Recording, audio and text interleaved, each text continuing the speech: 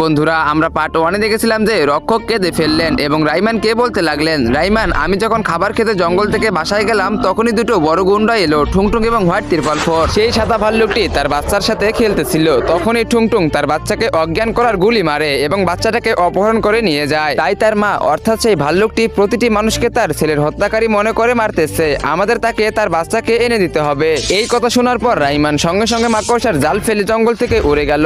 অন্যদিকে ঠুংঠুং এবং হোয়াইট ত্রিপল ফোর বাচ্চাটিকে খাঁচায় বন্দি করে খুশি হচ্ছিল। তখনই প্রবেশ ঘটে আমাদের নায়কের অর্থাৎ রাইম্যানের। রাইম্যান তাদের হুমকি দিল, এই বাচ্চাটিকে সম্মানের সাথে ছেড়ে দাও, নয়তো ভালো হবে না, আমি এখনই বলে দিচ্ছি। এই কথা শুনে ঠুংঠুং বলতে থাকে, আরে তুই আমাদেরকে আটকাবি, আরে চল এই নে গুলি বিস্কুট খা। রাইম্যান তাদের কোনো কথায় কোনো কান না দিয়ে সে একটি বন্দুক বের করে খাঁচার তলায় গুলি মারলো এবং খাঁচাটি খুলে গেল। তখনই ভাল্লুকের বাচ্চাটি মুক্ত হয়ে গেল এবং ঠুংঠুং এবং হোয়াইট ত্রিপল ফোরের উপরে হামলা চালালো। তাদের দুজনকে ওখানেই ছিঁড়ে মেরে ফেললো। এটা দেখে রাইম্যানও অনেক বেশি খুশি হয়ে গেল।